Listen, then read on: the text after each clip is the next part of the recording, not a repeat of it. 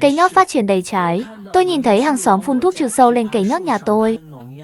Tôi tốt bụng khuyên những người trong làng đừng hái trộm nữa. Vậy mà họ mắng tôi là keo kiệt. Thế là tôi quyết định chặt cây và dựng tường. Sau đó, người trong làng bị ngộ độc.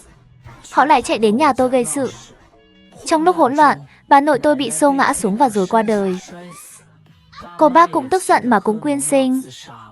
Khi mở mắt ra lần nữa, tôi quay trở lại đúng thời điểm hàng xóm đang phun thuốc trừ sâu lên cây nhót.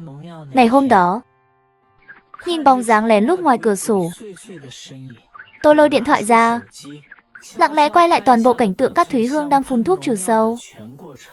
Để đề phòng họ bắt được điểm yếu của tôi còn cẩn thận viết một biển cảnh báo treo lên cây.